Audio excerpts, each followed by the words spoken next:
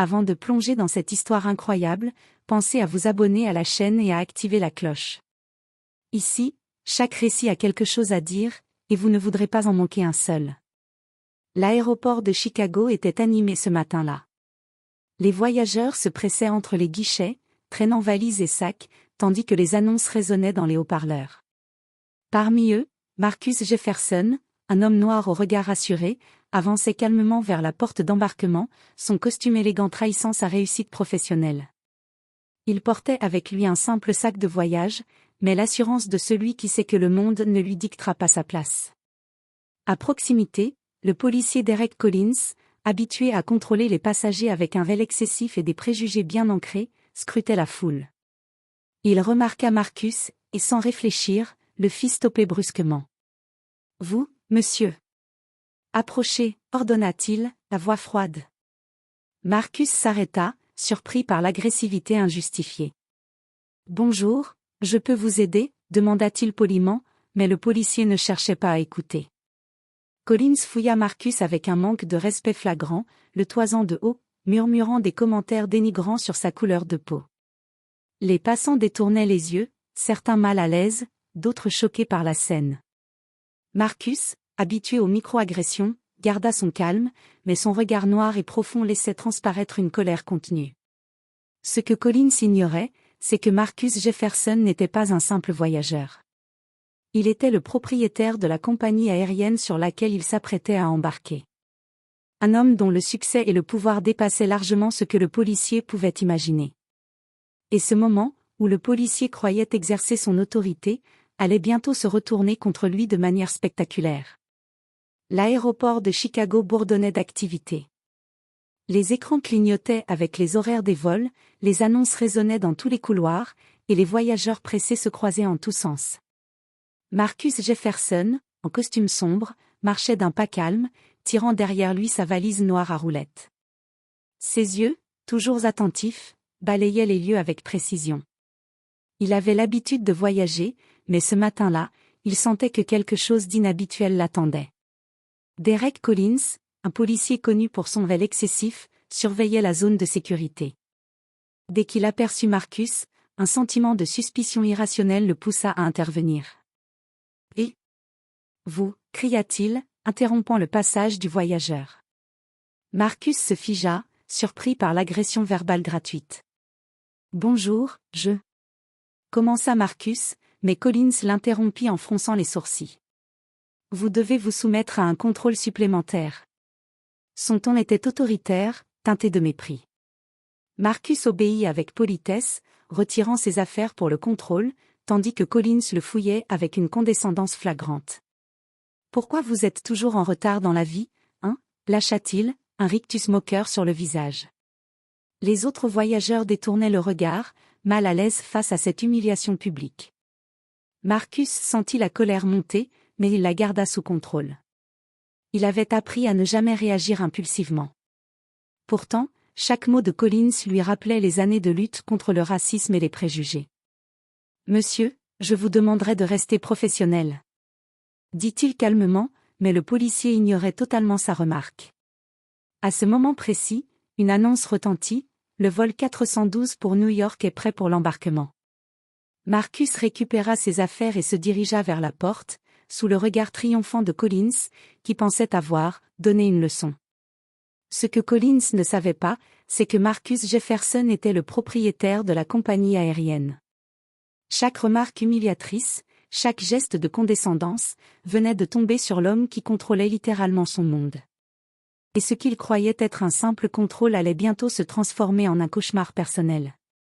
Après l'incident à l'aéroport, Marcus Jefferson ne laissa rien transparaître. Il avait vécu assez de situations similaires pour savoir que la vengeance hâtive était rarement efficace. Au lieu de réagir sur le moment, il décida de préparer un plan discret mais implacable. De retour dans son bureau, Marcus consulta les dossiers de sa compagnie aérienne. Ses employés ignoraient tout de sa rencontre à l'aéroport. Il sourit intérieurement en pensant à Derek Collins, qui croyait avoir humilié un simple passager.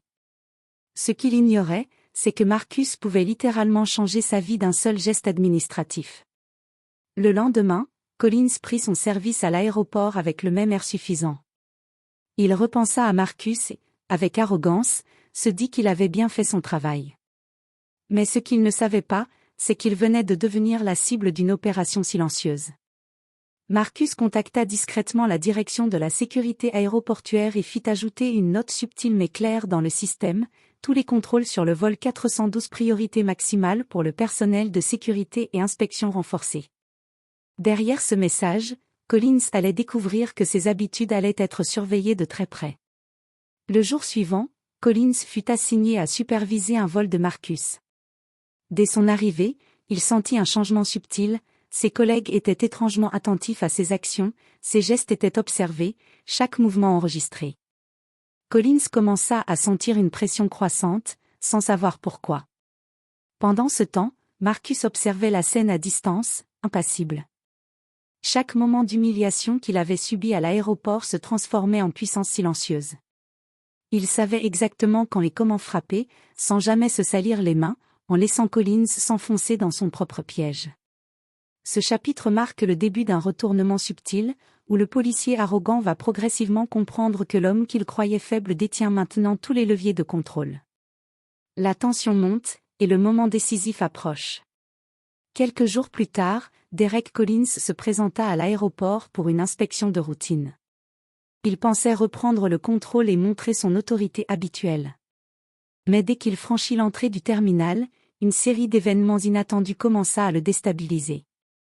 À l'écran de contrôle, il remarqua son nom apparaître dans une note: priorité maximale pour Collins, supervision directe du propriétaire du vol.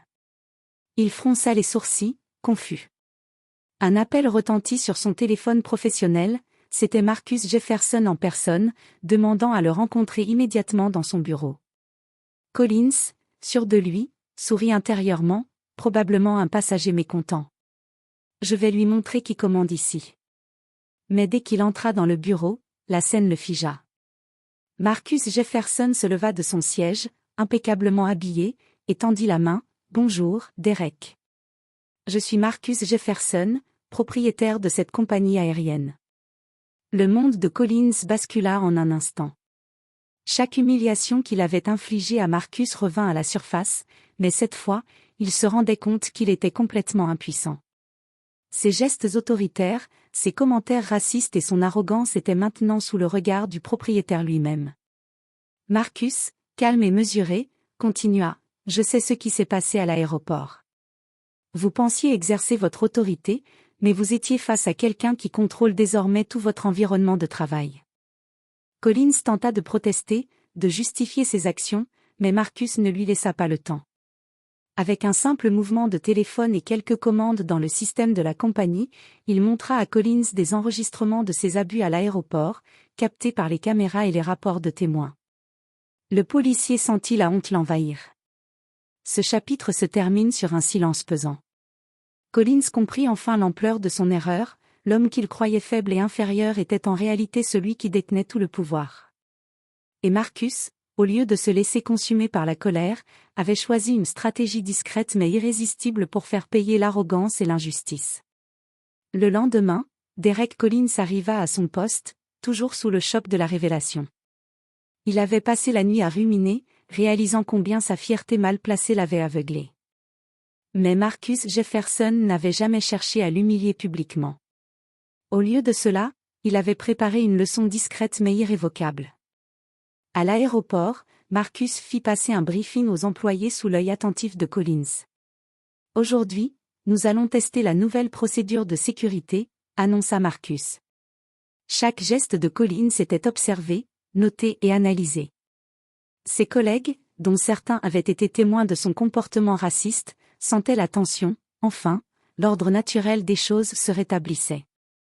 Lors de l'inspection du vol, Marcus fit semblant de se concentrer sur les dossiers administratifs. Mais à chaque erreur de Collins, il intervenait subtilement, corrigeant avec calme et fermeté. Chaque remarque condescendante que Collins essayait de glisser revenait à lui comme un miroir. Ses gestes devenaient maladroits, ses paroles hésitantes. La puissance qu'il croyait posséder s'évaporait sous le simple contrôle de Marcus. Le point culminant survint lorsqu'un passager demanda à Collins de l'aide pour une situation compliquée. Collins, paralysé par la peur et l'humiliation silencieuse, ne sut quoi répondre. Marcus, avec un sourire presque imperceptible, prit la situation en main et résolut le problème en quelques secondes, montrant à tous la différence entre arrogance et compétence. À la fin de la journée, Collins s'assit seul dans un bureau vide. Marcus entra, toujours calme. « Derek, vous avez appris quelque chose aujourd'hui » dit-il doucement. « Le pouvoir n'est rien sans respect. L'arrogance et le racisme ne vous mèneront jamais loin. » Collins ne put répondre. Le poids de sa conduite passée et de l'humiliation silencieuse qu'il venait de subir pesait sur lui comme une pierre. Marcus, lui, quitta le bureau, laissant derrière lui non pas une vengeance cruelle, mais une leçon de dignité et de justice, silencieuse mais indélébile.